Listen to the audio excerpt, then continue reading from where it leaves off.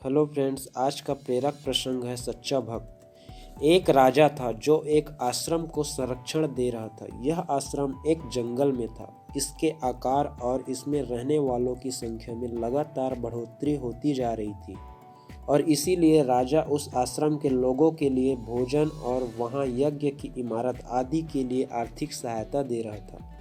यह आश्रम बड़ी तेजी से विकास कर रहा था। जो योगी इस आश्रम का सर्वे सर्वा था वह मशहूर होता गया और राजा के साथ भी उसकी अच्छी नज़दीकी हो गई। ज़्यादातर मौक़ों पर राजा उसकी सलाह लेने लगा। ऐसे में राजा के मंत्रियों को ईर्ष्या होने लगी और वे असुरक्षित महसूस करने लगे। एक दिन उन्होंने राजा से बात की, हे राजन, राजकोष से आप इस आश्रम के लिए इतना पैसा दे रहे हैं, आप जरा वहाँ जाकर देखिए तो सही, वे सब लोग अच्छे खासे खाते पीते नजर आते हैं या नहीं, वे आध्यात्मिक लगते हैं या नहीं। राजा को भी लगा कि वह अपना पैसा बर्बाद तो नहीं कर रहा है, लेकिन दूसरी ओर योगी के प्रति उसके मन में बहुत सम्मान भी था। उसने योगी को बुलवाया और उससे कहा, मुझे आपके आश्रम के बारे में कई उल्टी सीधी बातें सुनने को मिली है।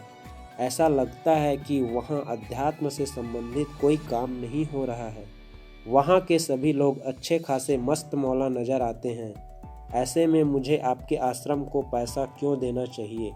योगी बोला, हे राजन, आज शाम को अंधेरा हो जाने के बाद आप मेरे साथ चलें, मैं आपको कुछ दिखाना चाहता हूँ। रात होते ही योगी राजा को आश्रम की तरफ लेकर चला। राजा ने भेष बदला हुआ था। सबसे पहले वे राज्य के मुख्यमंत्री के घर पहुंचे। दोनों चोरी छिपे उसके सैन्य कक्ष के पास पहुंचे। उन्होंने एक बाल्टी पानी उठाया और उस पर फेंक दिया। मंत्री चौंक कर उठा और गालियां बकने लगा। वे दोनों वहां से भाग निकले। फिर वे दोनों एक और ऐसे शख्स के यहाँ गए जो आश्रम को पैसा न देने की वकालत कर रहा था। वह राज्य का सेनापति था। दोनों ने उसके भी सैन्य कक्ष में झांका और एक बाल्टी पानी उस पर भी उड़ेल दिया। वह व्यक्ति और भी गंदी भाषा का प्रयोग करने लगा। इसके बाद योगी राजा को आश्रम लेकर गया। बहुत से सन्यासी सो रहे थे। उन्होंने एक सन्यासी पर पानी फेंका। वह चौंक कर उठा और उसके मुंह से निकला, शिव शिव। फिर उन्होंने एक दूसरे सन्यासी पर इसी तरह से पानी फेंका। उसके मुंह से भी निकला, हे शंभू। योगी ने राजा को समझाया, महाराज, अंतर देखिए, ये लोग चाहे जागे हो या सोए हो, इनके मन में हमेशा भक्ति रहती है। आप खुद फर्क देख सकते हैं। तो भक्त ऐसे होते हैं। भक्त होने का मतलब यह कतई नहीं है कि दिन और रात आप पूजा ही करते रहें। भक्त वह है जो बस हमेशा लगा हुआ है, अपने मार्ग से एक पल के लिए भी विचलित नहीं होता। वह ऐसा शख्स नहीं होता जो हर स्टेशन पर उतरता चढ़ता रहे। वह हमेशा अपने मार्ग पर होता है, वहाँ से डिगता नहीं है। अगर ऐसा नहीं है तो यात्रा बेवजह लंबी हो जाती है।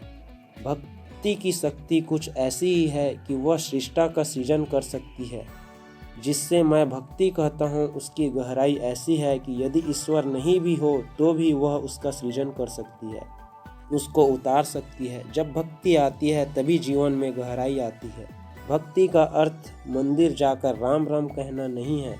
वह इंसान जो अपने एकमात्र लक्ष्य के प्रति एकाग्रचित है, वह जो भी काम कर रहा है उसमें वह पूरी तरह से समर्पित हो, वही सच्चा भक्त है। उसके भक्ति के लिए किसी देवता की आवश्यकता नहीं होती और वहाँ ईश्वर मौजूद रहेंगे।